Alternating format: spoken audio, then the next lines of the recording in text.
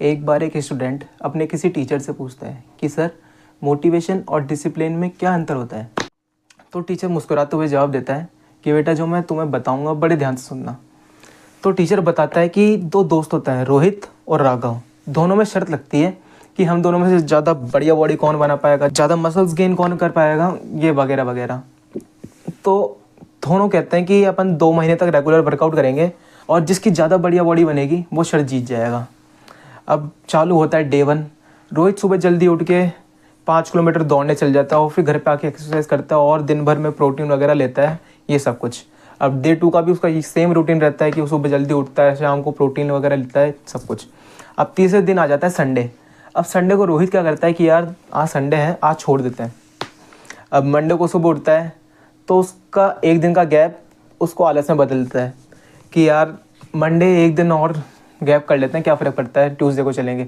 अब ऐसा करते करते उसके 2 महीने निकल जाते हैं, जिसमें से 2 महीने में वो 7 से 8 दिन मुश्किल से वर्कआउट कर पाता है।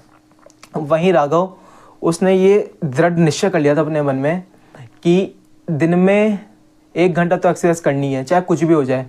तो राघव पूरे 2 महीने रेगुलर वर्कआउट करता है दिन में 1-1 घंटे के लिए, चाहे आंधी आए, तूफान आए, चाहे कुछ भी हो जाए, कितना ज़रूरी काम आ जाए, लेकिन वो अपना वर्कआउट नहीं छोड़ता। अब मिलते हैं दोनों भाई साहब 2 महीने बाद।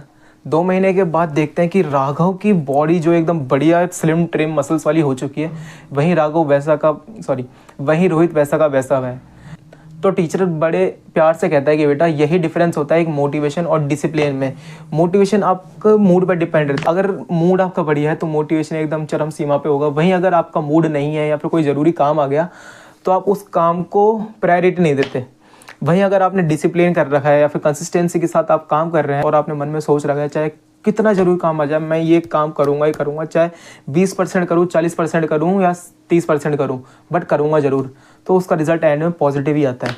तो यही डिफरेंस होता है। और लाइफ में सक्सेस होने के लिए सबसे ज़्यादा इंपॉर्टेंट डिसिप्लिन, कंसिस्टेंसी होती है, जो आपको एंड टाइम तक मेहनत करने के लिए मजबूर करती है। और ये आपकी हैबिट में आ जाए तो बहुत ज़्यादा बढ़िया है।